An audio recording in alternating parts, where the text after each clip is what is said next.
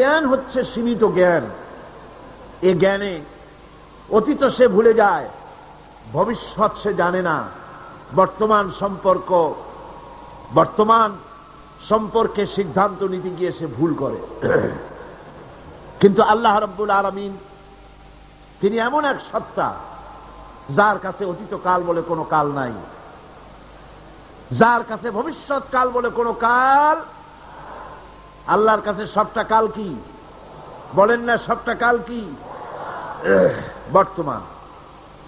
সুতরাং বর্তমানের উপরে ভিত্তি করে যে আল্লাহ পাক আইনের কিতাব রচনা করেছেন, তার ভিতরে পরিবর্তনের প্রয়োজন কিয়ামতের এপাশে পরিবর্তন প্রয়োজন দেখা দিবে না। কোন আলহামদুলিল্লাহ।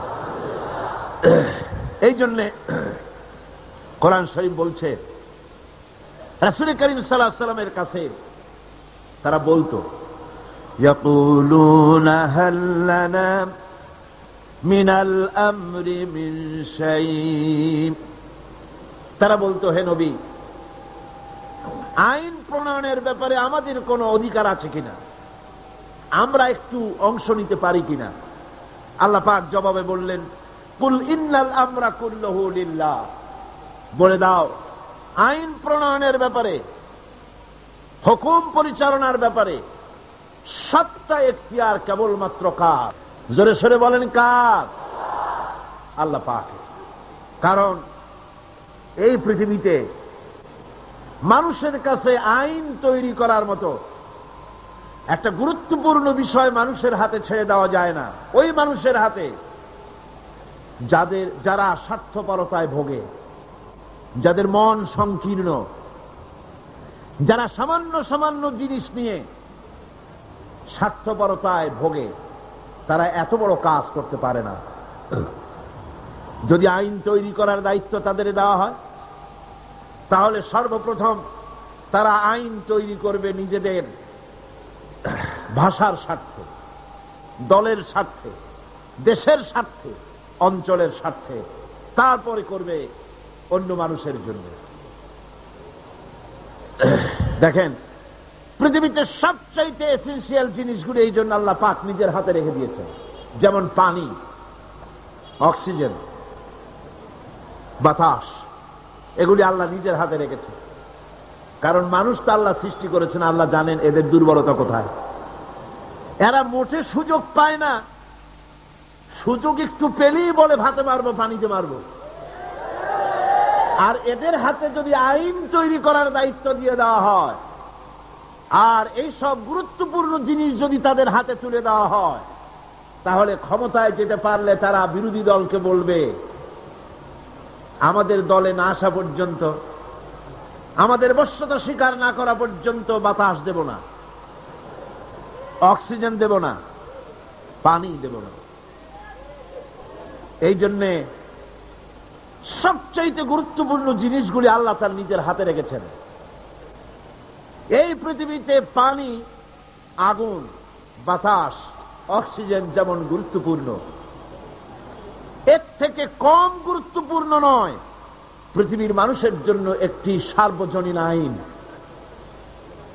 যেহেতু বাতাস থাকুক, বাতাস তো আছে পৃথিবীতে, বাতাসের অভাব নাই, পানির অভাব নাই, আগুনের অভাব নাই, অক্সিজেনের অভাব নাই, তারপরেও মানুষেরা আজ নির্যাতিত, নিষ্পেষিত, নারীরা অধিকার হারা, শ্রমিকরা অধিকার থেকে বঞ্চিত, কালো মানুষ সাদা মানুষের নির্যাতনে নাগরিক অধিকার থেকে বঞ্চিত।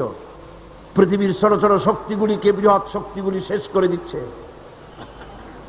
সুতরাং আইনের মতো এই গুরুত্বপূর্ণ একটি বিষয় আল্লাহ পাক নিজের হাতে রেখেছেন। কার হাতে রেখেছেন? নিজের হাতেই রেখেছেন। সে আইনের কিতাবখানার নাম হলো, এটার নাম হলো কোরআন। তাই আল্লাহ রাব্বুল আলামিন তার উপরে যারা ঈমান আনে, তাদের ঈমানের ভিতরে আল্লাহ থাকে, রাসূল থাকে, পরকাল থাকে, জবাবদিহিমূলক আচরণ থাকে। সে ব্যাখ্যা পরে দেব। আর পার্থিব ঈমানে যারা বিশ্বাসী, পার্থিব ঈমান যাদের রয়েছে, পার্থিব ধরনের ঈমান যাদের, তাদের ঈমান হলো 3 নম্বরে হতেছে তাদের দেশের আইন, 4র্থ নম্বরে তাদের মাবুদ হচ্ছে, চতুর্থ নম্বরের খোদা হচ্ছে তাদের কাছে তাদের নফস, প্রবৃত্তি। এই নফসের গোলামি তারা করে, প্রবৃত্তির গোলামি তারা করে, মন যা চায় তাই তারা করে। সেখানে কোনো বাধা নাই, সেখানে কোনো বিপত্তি নাই, সেখানে কোনো আইন নাই, নীতি নৈতিকতার কোনো বালাই নাই, মন যা চায় তাই তারা করে। এটা হলো 3 নম্বর। সর্বশেষ মাবুদ, চতুর্থ নম্বরের মাবুদ যেটা তাদের, তা হলো তাদের হিকমত এবং বিচক্ষণতা। এই হিকমত আর বিচক্ষণতা তাদের, এ দিয়ে তারা এখানে সামান্য কিছু, এই হিকমত দিয়ে, এই বিজ্ঞান দিয়ে, এই কলা কুশলতা দিয়ে, এই বিচক্ষণতা দিয়ে সামান্য কিছু তাদের কল্যাণ হলেও সার্বিকভাবে তাদের কোনো কল্যাণ বয়ে আসে না। এই 4 ধরনের মাবুদের উপরে বিশ্বাস থাকার কারণে তাদের নীতি নৈতিকতার সকল দরজা বন্ধ হয়ে যায়। তারা নিজের জ্ঞান, নিজের দেশ, নিজের আইন, নিজের জাতি এর উপরে বিশ্বাস থাকে বলে তাদের ঊর্ধ্বতন এমন কোন ক্ষমতা, এমন কোন ক্ষমতাবান কেউ নাই বলে তাদের বিশ্বাস, যার কাছে তাদের জীবনের কোনো কিছুর হিসাব দিতে হবে। এই জন্য জবাবদেহিমূলক জীবনযাপন তারা করে না। আর করে না বলেই সেখানে সন্ত্রাস, হানাহানি, জেনা, ব্যভিচার, সমকামিতা, শয়তানি, বদমাশি, লুটতরাজি, এমন কোন কাজ নাই যা সেসব দেশে হয় না। এখন ঈমান এটা কোনো মৌখিক দাবির বিষয় নয়। ঈমান এনেছি এ কথা বললেই সারবে না। আল্লাহ রাব্বুল আলামিন কোরআনে কারীমের ভিতরে বলেছেন, ওয়া মিনান নাসি মান ইয়াকুলু আমান্না বিল্লাহি ওয়া বিল ইয়াউমিল আখির ওয়া মা হুম বিমুমিনিন। আল্লাহ রাব্বুল আলামিন বলেন, লোকেদের ভিতরে এমন বহু লোক আছে যারা বলে আল্লাহ এবং পরকালের উপরে বিশ্বাস স্থাপন করেছি। আল্লাহ বলেন, ওমা হুম বিমুমিনিন, এরা মুমিন না। লক্ষ্য করুন, যেখানে আল্লাহ এবং পরকালে বিশ্বাস করা হলো মৌলিক বিষয় ঈমানে, আল্লাহ এবং পরকালকে বিশ্বাস করেছি এ কথা বলার পরে আল্লাহ পাক বলছেন ওমা হুম বিমুমিনিন, এরা মুমিন না। কারণ কি? কারণ হচ্ছে এগুলি হচ্ছে তাদের মৌখিক দাবি। এই মৌখিক দাবির উপরে ভিত্তি করে ঈমান হয় না। পরিপূর্ণ ঈমান হচ্ছে যে আল্লাহর উপরে বিশ্বাস করা হচ্ছে, সেই আল্লাহর আইনকে, আল্লাহর হুকুম এবং আহকামকে জীবনের সকল ক্ষেত্রে মেনে চলাই হচ্ছে পরিপূর্ণ ঈমান। আর এই ঈমান যারা আনে তারাই হয় সেই ঈমানদার লোকেরাই পৃথিবীর মধ্যে সবচাইতে মর্যাদা সম্পন্ন। আর তাদের মর্যাদা সম্পর্কে আল্লাহ পাক কোরআন শরীফে বলছেন, যারা ঈমান আনে দুনিয়াও তাদের মর্যাদা হবে, আখিরাতেও মর্যাদা হবে। আল্লাহ রাব্বুল আলামিন বলেন, জাযাউহুম ইনদা রাব্বিহিম জান্নাতু আদনিন তাজরি মিন তাহতিহাল আনহার খালিদিনা ফিহা আবাদান। আল্লাহ পাক বলছেন, যারা নাকি ঈমান আনবে আমার উপরে আর আমলে সালেহ করবে, নেক কাজ করবে, তাদের জন্য পুরস্কার হলো সবুজ শ্যামল এমন জান্নাত আমি তাদের জন্য রেখেছি, যার নিচের থেকে শতত নহর প্রবাহিত। আর এই জান্নাতের ভিতরে তারা থাকবে, তারা সেখানে বসবাস করবে। রাদিয়াল্লাহু আনহুম ওয়া রাদু আনহু, আল্লাহ পাক তাদের উপরে সন্তুষ্ট যারা ঈমান এনেছে, যারা ঈমানের উপরে থেকেছে তাদের উপরে আল্লাহ সন্তুষ্ট, আর তারাও আল্লাহ রাব্বুল আলামিনের উপরে সন্তুষ্ট। যালিকা লিমান খাশিয়া রাব্বাহ, আর এটা এই জন্য যে তারা তাদের প্রভুকে ভয় করে চলেছে, তারা তাদের আল্লাহকে, তাদের রবকে ভয় করে জীবন যাপন করেছে। এই জন্য আল্লাহ রাব্বুল আলামিন কিয়ামতের দিন তাদেরকে পুরস্কৃত করবেন।